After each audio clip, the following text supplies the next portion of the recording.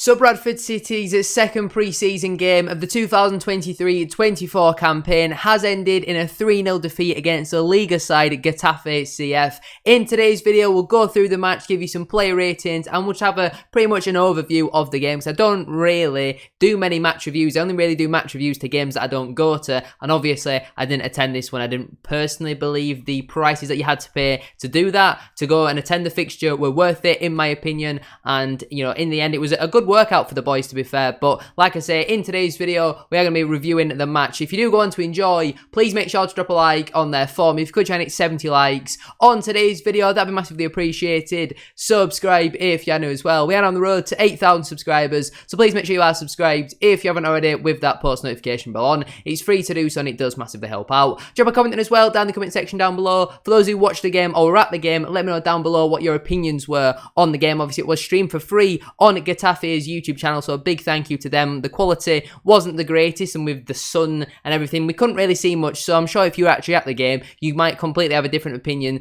to what I had of the game. And my Wi-Fi went off for the last 15 minutes, so I was watching that in about 3 pixels, which, considering it was only in about 6 pixels to start with, wasn't the most ideal of things. But big thank you to Getafe for streaming the game for completely free. Obviously we were meant to play CD Eldense, I think was their name, and because they played in the La Liga playoff system, they then couldn't play another game for 2 weeks, so they had to cancel, which means Getafe had to come in, and I think Getafe is about a 4 or 5 hour drive away from where the game was actually held. Now, where the game was held was questionable. The stadium was pretty much one stand. I would argue that Park Avenue's probably got a ground with a higher capacity, which was certainly interesting. The quality of the pitch was absolutely shocking. You know, that is a sort of standard that you would see in a Sunday League level over here. It was cutting up loads. It was really dry, boggy, and considering that we've played against a La Liga side who I think have been in La Liga like 21 times out of the last 22 years or something like that, like they're a really, really good side, to only lose 3-0, and the first 2 goals were, well, comical defending. The third one was just an unlucky deflection. I think overall we've done pretty well in that one, in my opinion. Now obviously it wasn't a great start to the game. We 1-0 down after about 3 or 4 minutes. Some really, really poor defending,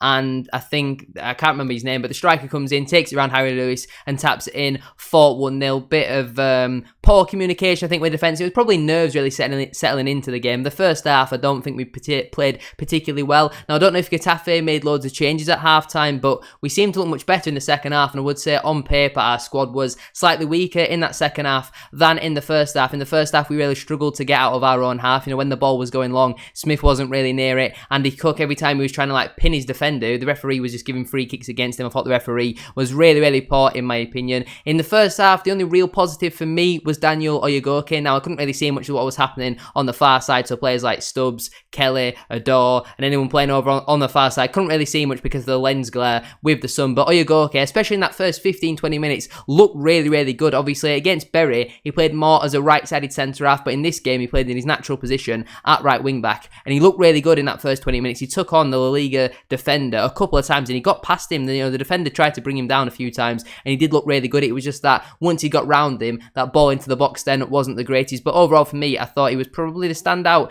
in at that first half. If we do some first half player ratings, then Harry Lewis, for me, in that first half, I would have to give a 5 to. He looked really, really poor. His distribution was poor, and it was a bit interesting that he was playing in this game because of obviously all the rumours that have been going on today. You know, it looks very likely he might be joining Barnsley, but then someone has tweeted, basically, obviously, on Twitter saying that someone has asked Mark Hughes if Harry Lewis is going to Barnsley, and Mark Hughes replied with this. I'm not going to say it because the video will get demonetized, but I'll put it on screen now. So I don't really know what's going on with Harry Lewis, but in that first half, he was really, really poor. In the second half, he's a bit different, and we'll get onto his second half play rating in a moment. Matty Platt, for me, I thought was pretty solid. Had a couple shaky moments, but overall pretty solid, so I'll give him a 7. I think when you compare who we're playing up against, you've got to improve the ratings by 1 or 2, in my opinion, because we did pretty well overall. Sam Stubbs, again, had a couple of shaky moments, but overall I thought was pretty solid, so I give him a 7. And then Kieran Kelly, I couldn't really see what was going on over on his side, so I think it would be harsh to give him anything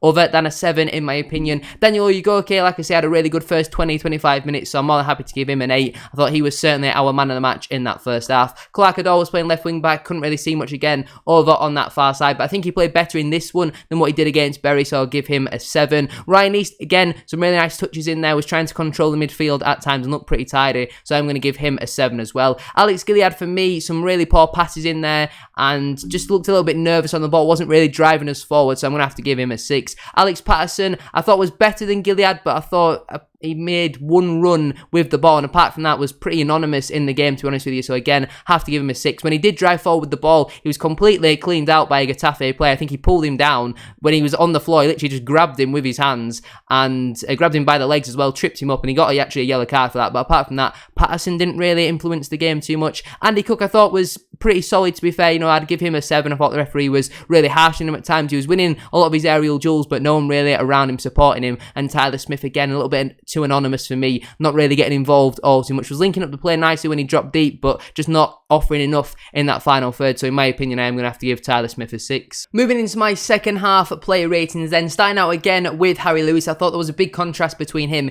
in the first half and in the second half. I thought he was much better in the second half, much better with his distribution as well, seemed more composed on the ball. I'm not really too sure what got said to him at half time, but he certainly did look much better in that second half. Couldn't really do much about the goal that we conceded in that second half either, and I thought overall was pretty solid. I'd have to give Harry Lewis a 7. Like I say, that the goal that they scored in the second half took a massive deflection, so you can't really blame him for that. Into the back three then, Luke Hendry again was over on that far side, so I couldn't really see all too much, but looked pretty solid, so I'd give him a 7. Ash Taylor looked pretty solid again in the centre of our back three, so once again I am going to give him a 7. Timi Odesina impressed me quite a lot, to be honest with you. I thought he was really good, really composed on the ball, and with the way that he body feints and shimmies with the ball, he looks really, really good, and I've been impressed with what I've seen so far from Odesina in both games, but especially today when you're playing up against some really good La Liga opposition in Getafe. I thought Odesina looked really composed at the back and potentially maybe better than Kelly so far in the first 2 games as that left-sided centre-back. As of right now, I think Odesina's had the better pre-season, but obviously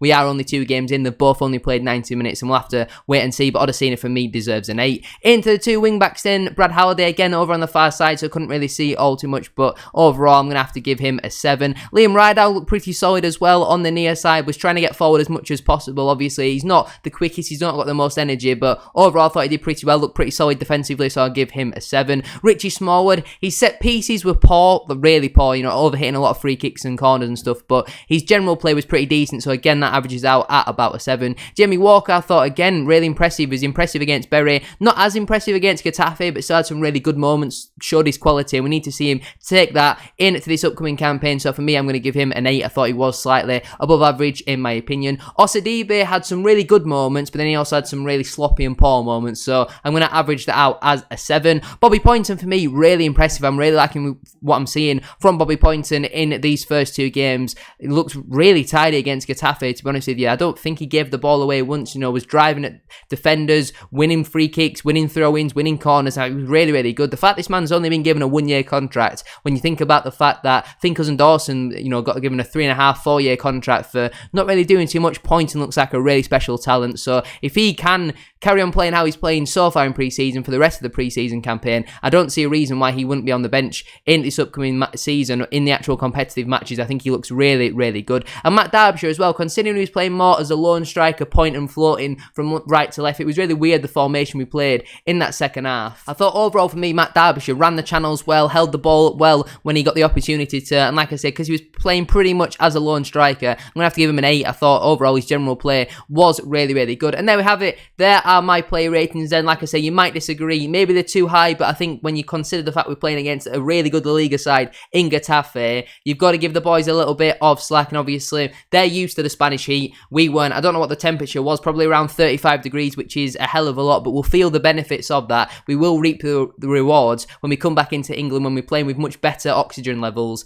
and I'm really looking forward to the game against Park Avenue now. I think I'm right in saying as well, we do have a game on Tuesday behind closed doors. I don't know who that's against, but Mark Hughes did allude to that earlier. But then Oliver is going to be out for a minimum of 6 to 7, if not more weeks as well, which is frustrating for him with a groin injury. Kevin McDonald still not back, and I'm pretty sure Jake Young hasn't travelled with the boys to Spain, or he certainly wasn't in the main photo that they did with the training photos today. I'm not really too sure what's going on with Jake Young, but it looks like, again, he might have had another fallout with Mark Hughes. I don't want to be stirring rumours, but from the picture of all the outfield players, I personally couldn't spot him, and for whatever reason, Mark Hughes seems to have taken a dislike to Jake Young. I'm not really too sure what's gone on there, but like what I was saying, probably will be leaving the football club this summer, which is, I mean, I guess the opinions on Jake Young are really split out there, but for me personally, I think he does deserve an opportunity, especially now with Oliver going to be out for around 2 months minimum. I think that would be an opportunity for Young, so it seems there's got to be something that's happened away from football, off the field, maybe some sort of attitude problem. I'm not really too sure, but that's not the point of today's video. We're not here to speculate. We're here to say that overall, it was a pretty solid performance. Once we got rid of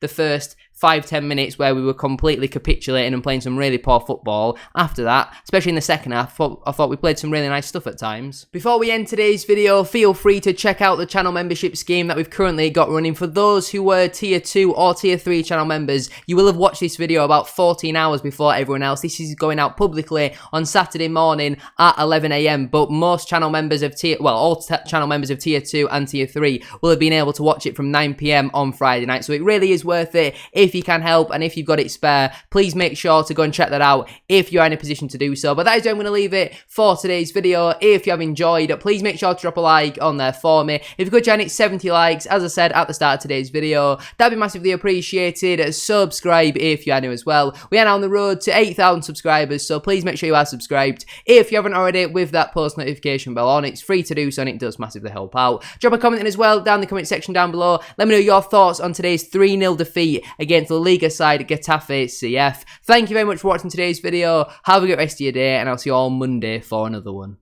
Peace.